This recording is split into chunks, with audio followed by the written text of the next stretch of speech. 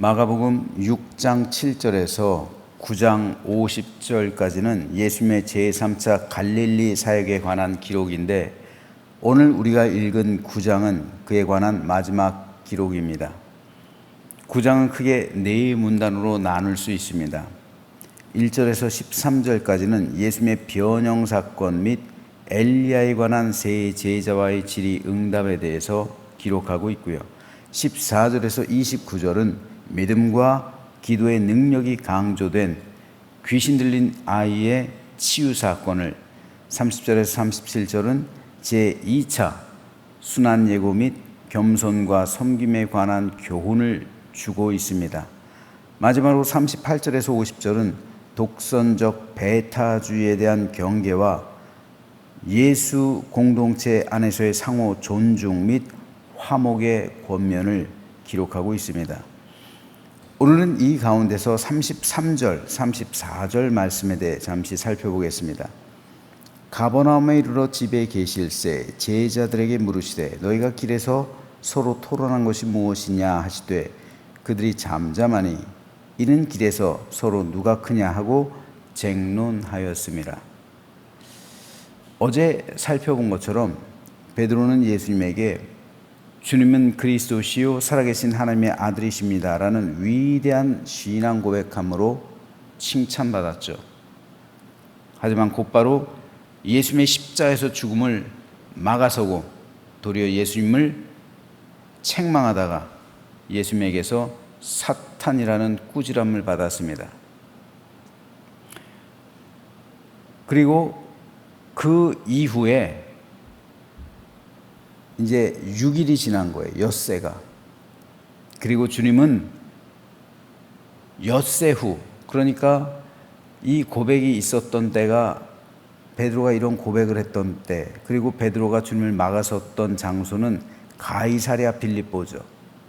가이사랴 빌립보에서 오늘 9장의 사건이 기록된 변화산은 다볼산이에요. 다볼산. 이곳까지는 물론 하루 이틀이면 갈 수 있는 거리긴 합니다. 하지만은 주님께서는 그 중간에 다른 도시를 들르셨겠죠. 엿새 후에 베드로를 사탄이라 꾸짖은 엿새 후에 주님께서는 베드로, 야고보, 요한 세 명의 제자를 데리시고 다볼산에 가십니다. 변화산에 이르신 거예요. 그래서 거기서 변모하신 모습을 보여주신 겁니다. 그 이유는 예수님께서 핵심 제자들이잖아요. 세 명은. 그들에게 모세와 엘리야를 동원해서 예수님의 사역을 알리려 하셨기 때문에 그래요. 이에 대해서 누가는 이렇게 기록합니다. 문득 두 사람이 예수와 함께 말하니 이는 모세와 엘리야라. 영광 중에 나타나서 장차 예수께서 예루살렘에서 별세하실 것을 말하며. 모세와 엘리야가 예수님과 더불어 장차 예수님께서 예루살렘에서 별세하실 것, 죽으실 것을 논의했단 말입니다. 모세는 유대인들에게 있어서 최고의 지도자예요. 다시는 모세 같은 사람이 나오지 않죠. 엘리야는 유대인들 모두가 인정하는 최고의 선지자입니다. 그런데 모세와 엘리야 둘 다 예수님 앞에 나타나셔서 주님께서 장차 예루살렘에서 별세하실 것에 대해서 논의하고 있는 것을 베드로, 야고보, 요한으로 하여금 듣게 하셨단 말입니다. 그리고 그 광경을 보게 하셨다는 거예요. 이를 통해 예수님은 아직까지도 예수님의 사역에 대해서 그리고 메시아의 사명에 대해서 제대로 이해하지 못하고 있었던 제자들을 일깨우려 하기 원하셨던 겁니다. 즉 엘리야와 모세, 그들이 나타나서 예수님의 십자가에서의 죽음을 공개적으로 토론하는 것을 듣게 하심으로, 보게 하심으로 예수님의 사역을 알리셨던 거예요. 그러니까 베드로를 사탄이라고 꾸짖으셨지만 왜 베드로가 예수님을 막아설 수밖에 없었는지 그 원인을 아셨기 때문에 예수님은 모세와 엘리야를 동원해서 베드로에게 특별히 왜 메시아가 죽어야만 하는지를 알려주셨던 겁니다. 이후에 예수님은 베드로와 야고보, 요한 세 명의 제자들에게 이렇게 말씀하십니다. 오늘 본문에서 9절에 보면요, 그들이 산에서 내려올 때 예수께서 경고하시되 인자가 죽은 자 가운데서 살아날 때까지는 본 것을 아무에게도 이르지 말라. 즉 예수님께서 부활하시기 전까지는 지금 너희가 본 것을 아무한테도 이야기하지 말라. 비밀을 지키라고 당부하셨던 겁니다. 왜냐하면 왜 그러셨을까요? 예수님께서 왜 비밀을 지키라고 말씀하셨을까요? 이유는 하나예요. 분쟁을 막으려고 하신 거예요. 분쟁을. 12제자가 핵심 제자잖아요. 그런데 누구한테는 그 광경을 보여주시고 누구한테는 보여주지 않으시고, 이건 차별이잖아요. 그렇죠. 누구만 특별히 생각하시고 12제자 중에서 누구는 소외시키시고, 이런 말이 나오면 제자 공동체가 어떻게 되겠어요? 다툼과 분란, 시기와 질투의 원인이 되잖아요. 그래서 예수님께서는 내가 부활하기 전까지는 이 광경 너희들만 봤다고 말하지 말라 당부하셨던 거예요. 그런데 그때로부터 엿새 후에 제자들 가운데 논쟁이 벌어졌다는 거예요. 예수님께서 염려하시던 논쟁이에요. 누가 더 크냐? 즉 예수님 나라에서 누가 더 큰 자리를 차지하느냐? 누가 예수님의 2인자가 되느냐? 누가 예수님의 3인자가 되느냐? 누가 예수님의 최측근이냐? 이걸 두고 제자들끼리 논쟁이 벌어진 거예요. 그런데 이 논쟁의 원인은 사실 베드로, 야고보, 요한이에요. 예수님께서 분쟁을 방지하시기 위해서 말하지 말라 말씀하셨잖아요. 베드로, 야고보, 요한 말한 거예요. 비밀을 누설한 겁니다. 자기들의 영적 권위를 내세운 거예요. 그러면서 다른 9명의 제자들을 누른 겁니다. 우리가 이렇게 특별한 사람이다. 우리가 그렇게 예수님의 핵심 그룹이다. 우리는 예수님의 최측근이다. 예수님 너희들 데리고 변화산 가지 않았지 않냐? 우리만 데리고 가셨다. 그러므로 우리가 예수님 나라에서 1인자, 2인자, 3인자 이렇게 될 것이다. 이 서열을 두고 제자들은 다툰 거예요. 그랬을 때 예수님의 입장이 얼마나 곤란하셨을까요? 예수님은 그들에게 베드로를 일깨우기 위해서, 특별히 야고보, 요한 함께 일깨우기 위해서 변화산에서의 신비한 체험을 하게 해주셨는데, 이들이 나가서 그거를 발설하면서 그거를 뭘로 삼아요? 자기의 무기로 삼은 거예요. 자기의 자랑거리로 삼은 거예요. 그래서 제자 공동체가 분열되게 되는 거예요. 그 공동체에 분쟁을 야기시키는 거예요. 사람은 신비의 체험을 통해서도 얼마든지 타락할 수 있는 존재들이에요. 이단들이 처음부터 이단이 되는 게 아니에요. 박태선 장로, 이만희, 정명석, 이런 사람들도 처음에는 영적인 체험이 아주 컸던 사람들입니다. 그들이 기도할 때 성령의 불을 받은 사람들이 있어요. 많아요. 능력이 일어났잖아요. 기도하니까 병자들이 일어나잖아요. 수많은 이적을 행했던 사람들이에요. 심지어는 박태선 장로에게 가서 목사들이 안수를 받았대요. 그 정도로 능력이 있었던 사람이에요. 그런데 왜 그들은 이단이 됐을까요? 왜 그들은 구원을 잃게 됐으며 왜 그들은 천국이 아닌 지옥으로 향할까요?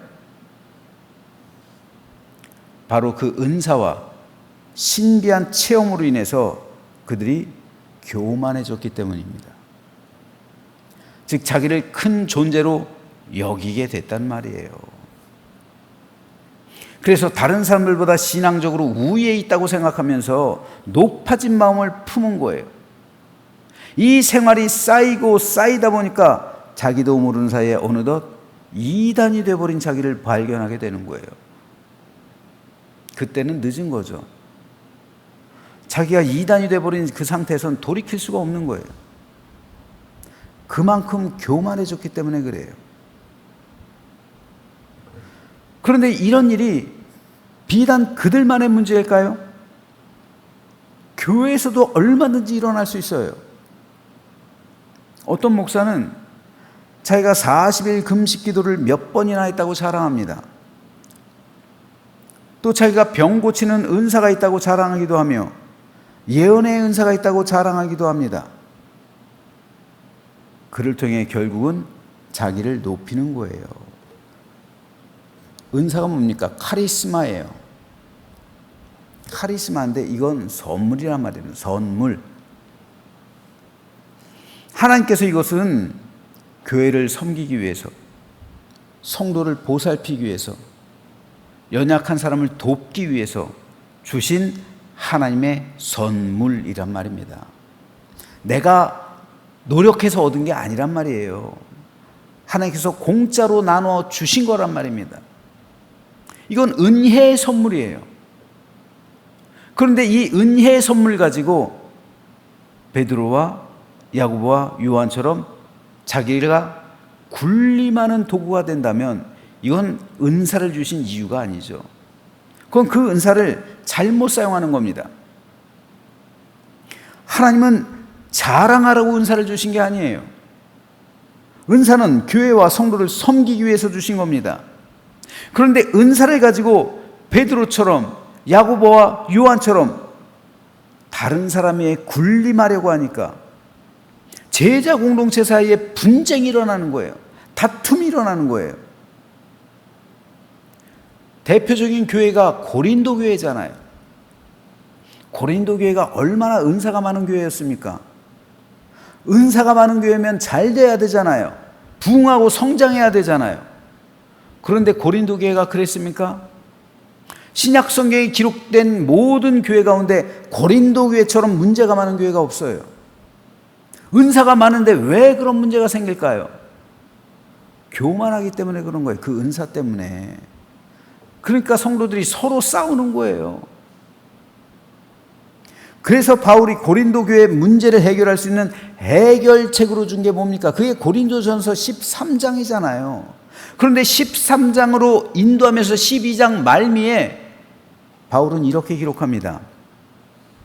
하나님이 교회 중에 몇을 세우셨으니 첫째는 사도요, 둘째는 선지자요, 셋째는 교사요, 그 다음은 능력을 행하는 자요, 그 다음은 병 고치는 은사와 서로 돕는 것과 다스리는 것과 각종 방언을 말하는 것이라. 그러니까 하나님께서 은사대로 이들에게 선물을 나눠 주었다는 말입니다. 그리고 직분자를 세웠다는 말이에요. 다 사도이겠느냐? 다 선지자이겠느냐? 다 교사이겠느냐? 다 능력을 행하는 자이겠느냐? 다 병 고치는 은사를 가진 자이겠느냐? 다 방언을 말하는 자이겠느냐? 다 통역하는 자이겠느냐? 너희는 더욱 큰 은사를 사모하라. 내가 또한 가장 좋은 길을 너희에게 보이리라. 이 말 이후에 고린도전서 13장 사랑은 언제나 오래 참고 이렇게 이어지는 거예요. 다시 말해서 바울이 말하고 있는 교회에서의 가장 큰 은사는 사랑이란 말입니다. 어떤 은사도 사랑의 은사 앞에서는 크다고 말할 수가 없는 거예요. 사랑의 은사는 모든 은사 위에 있습니다. 모든 은사를 감싸는 거예요. 고린도 교회 성도들은 자기가 받은 은사가 더 크다, 더 좋다 말하며 서로 분쟁했어요. 은사를 가지고 분쟁했어요. 이게 어떻게 하나님 뜻이겠어요? 하지만 바울은 사랑이야말로 성도들이 지향해야 할, 그리고 성도들이 사모해야 할 가장 큰 은사다라고 말하는 겁니다. 따라서 사랑 없으면 그 모든 은사는 울리는 꽹과리가 되고 아무것도 아니란 말이에요. 사랑의 은사는 자기를 낮추는 거예요. 겸손한 겁니다. 무례히 행치 않는 거예요. 무례하게 말하지 않는 거예요. 남에게 상처를 주는 게 아닙니다. 남을 보듬는 거예요. 낮추는 겁니다. 그래서 교회를 하나 되게 하는 것, 성도와 성도를 화목하게 하는 것. 마가복음 오늘 9장 마지막 50절, 소금을 두고 너희는 서로 화목하라. 이런 샬롬의 은총이 임하게 할 수 있는 것, 교회를 예수 그리스도의 사랑으로 한 지체로 묶게 하는 것, 이게 바로 사랑이란 말입니다. 다른 은사들은 이런 기능이 없어요. 다른 은사들은 개별적이에요. 예은의 은사, 예언의 은사, 병 고치는 은사, 방언의 은사, 통역의 은사, 영분별의 은사, 믿음의 은사, 다른 모든 은사들은 다 개별적인 거예요. 오직 사랑의 은사만이 모든 것을 통합해버리는 거예요. 그러므로 내가 너희에게 가장 좋은 길을 보이리라.